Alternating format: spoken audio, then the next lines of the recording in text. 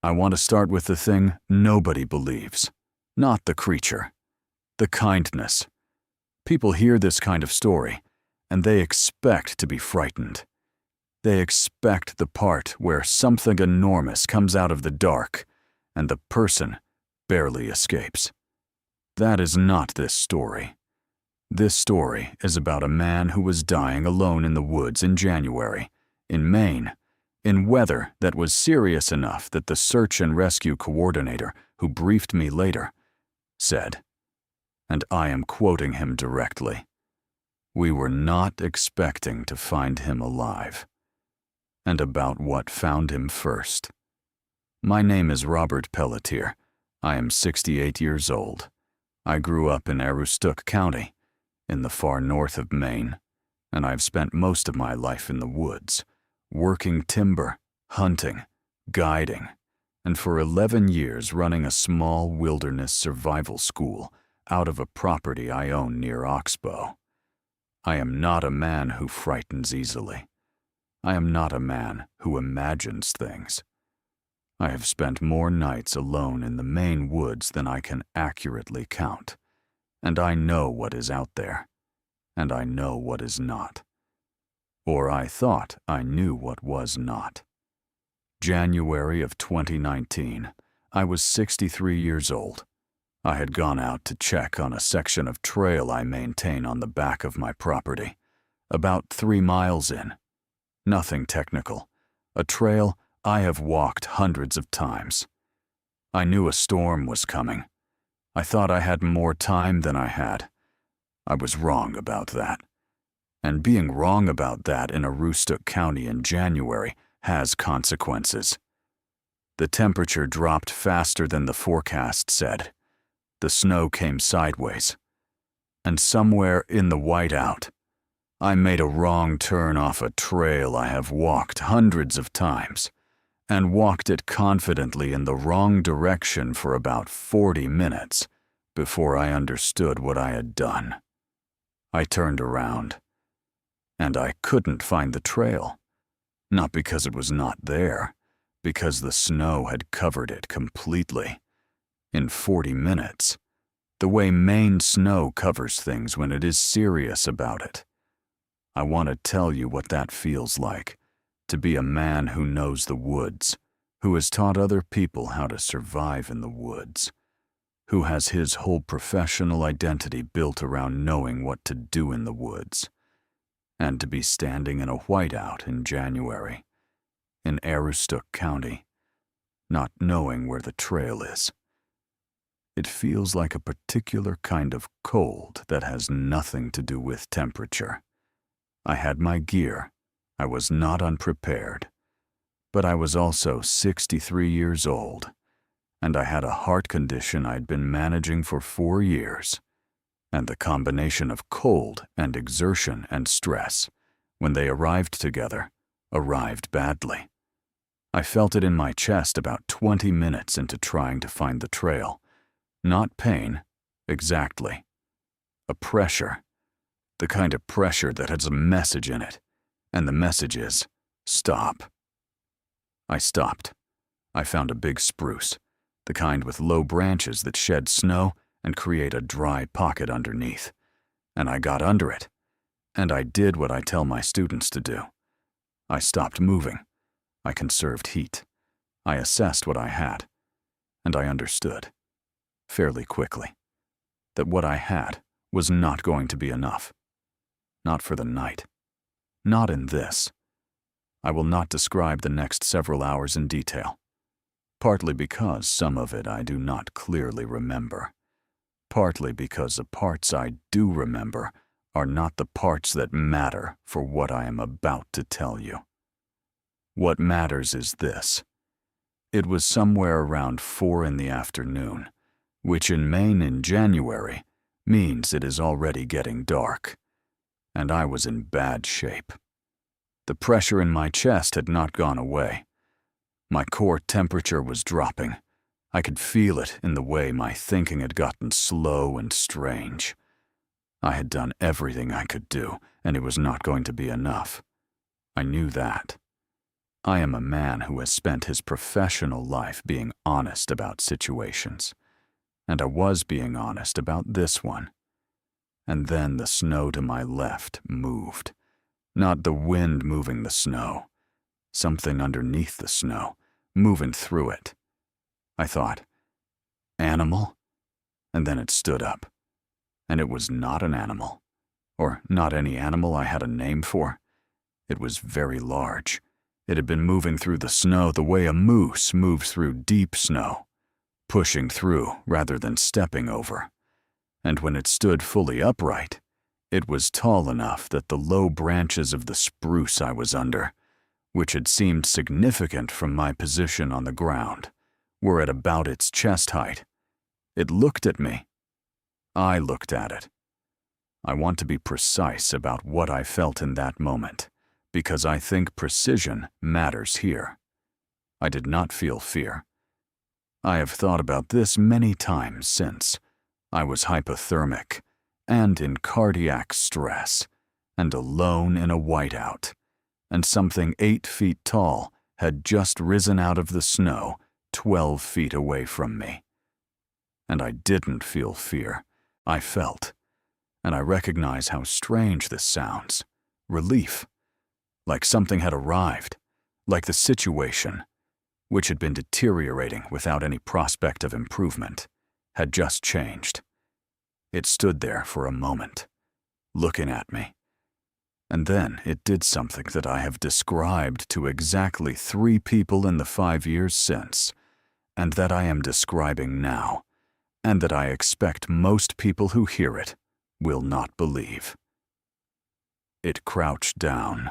Slowly, deliberately, the way you crouch down when you are trying to make yourself less threatening to something that is frightened of you. Except I was the one on the ground. I was the one who should have been frightened.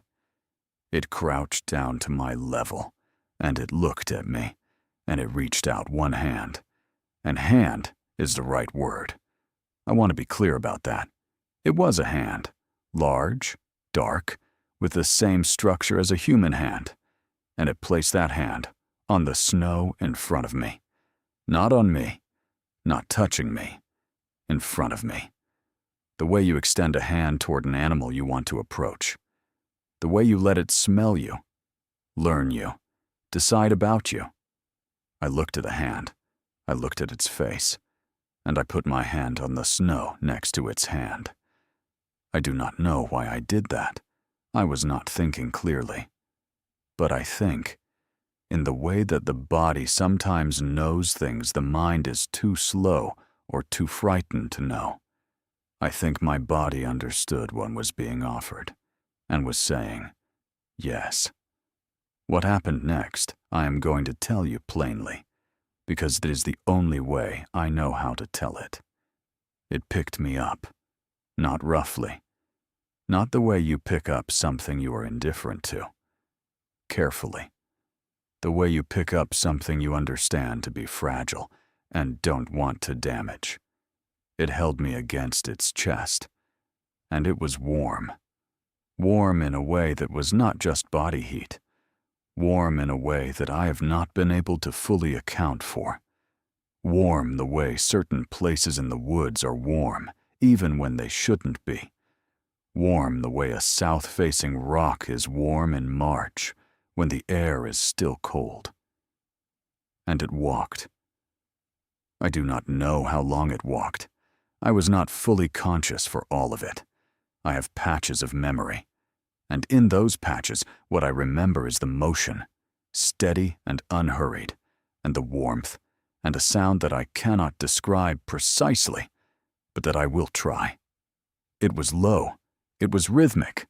Not language, or not language I could identify, but with the quality of something intentional, something chosen, like someone who hums while they work, not to communicate, just to fill the quiet with something, because the quiet would otherwise be too large.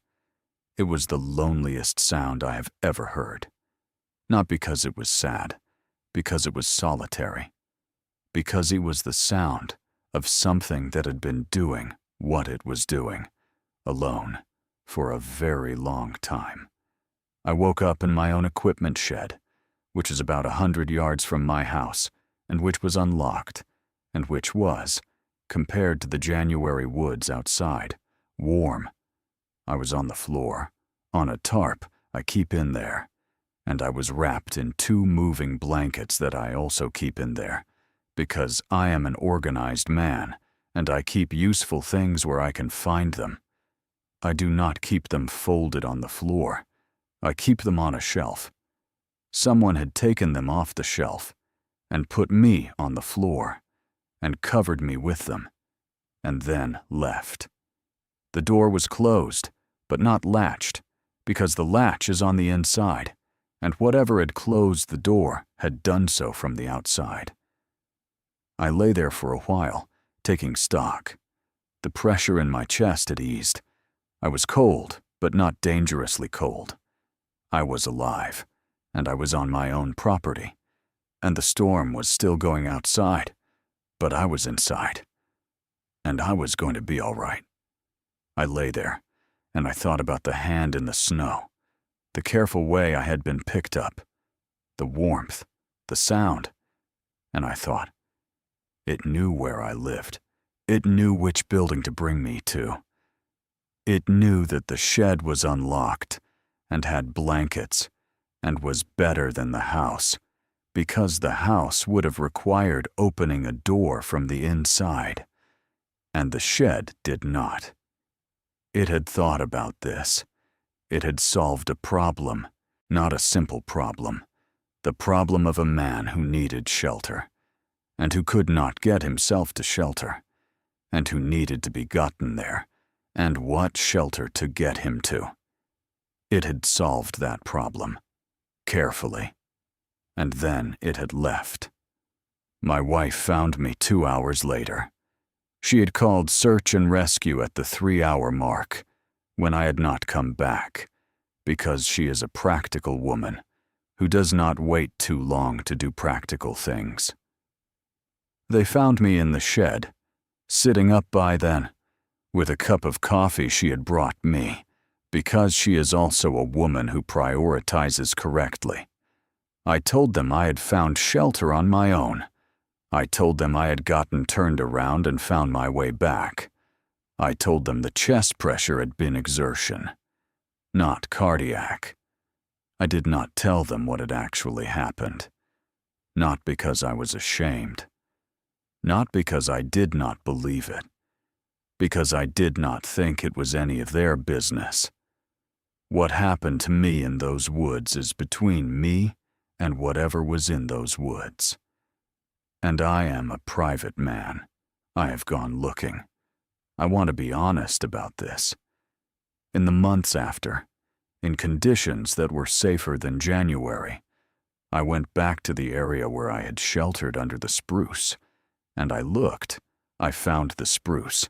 I found the packed area under it where I had been. I found, leading away from it, a trail in the old snow, a series of depressions, too large for anything with 4 legs, too widely spaced for anything on 2 legs that I had a name for. I followed the trail as far as I could. It went north, into the big timber, into the part of Aroostook County that does not have many roads and does not have many people, and that the timber companies manage, but do not often visit. There is a lot of that country up here, more than most people realize. Country that has been left largely alone for a long time, not because it is protected, but because there is not enough in it to make it worth the trouble of not leaving it alone. The trail went into that country, and then the snow got too old and too disturbed, and I lost it. I've not found it again. I go back sometimes, not looking for anything specific, just going. The way you go back to a place where something important happened to you, even if you cannot explain what was important about it, even if the important thing does not have a name. I am going to tell you what I believe. I believe there are things in the Maine woods that have been in the Maine woods for a very long time. I believe they are not simple. I believe they are not safe, in the way a thing you do not fully understand is never entirely safe. But I also believe, and I believe this with the certainty of a man who has felt it in his own body, that they are not indifferent. Not to us. Not to the specific us that wanders into their country and gets into trouble and sits under a spruce tree in a whiteout, thinking it is going to die there. They are not indifferent to that. I do not know why they are not indifferent. I do not know what I was to it in that moment, whether I was a curiosity or a problem to be solved, or something closer to what I felt, which was something closer to being seen by something that did not need anything from me. That is a rare thing. In 68 years, I have not experienced it often. From people, I mean. From people. It is rare. The search and rescue coordinator, the one who told me they had not expected to find me alive. He called me 2 weeks after. To check in, he said. Because sometimes, people who have close calls need someone to check in. I appreciated that. We talked for a while, and at the end of the call, in the way that people sometimes say things at the end of calls that they would not say in the middle, he said, "You know, we found something odd when we were searching for you." I said, "What kind of odd?" He said, "Tracks. Up in the big timber north of your property. Not bear, not moose. We're not sure what they were. The guys were pretty unsettled by them." I said, "How big?" He said, "Big." I said, "Which direction were they going?" He said, "South, toward your property." There was a pause. He said, "You sure you don't remember anything from out there?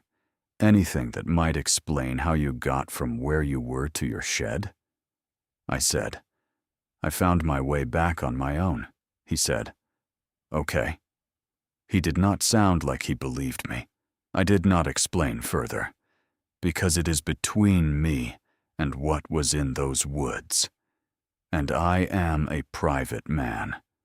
And some things you carry alone, the way it did, for a very long time, before it put me down and covered me with blankets and closed the door behind it and went back north into the big timber, into the country with not many roads and not many people, where the snow in January is serious about what it does, and the things that live there are serious about what they do, and where something, on a Tuesday afternoon, decided that I was worth the walk south. I think about that. I think about it more than I think about most things. And I am grateful. In the plain, uncomplicated. Not enough words for it way that you are grateful when something saves your life. And in another way, too. A quieter way. The way you are grateful when something, in the middle of a storm, sees you clearly and decides you matter. I did not expect that. Not from the woods. Not from anything in the woods. But there it is. There it is.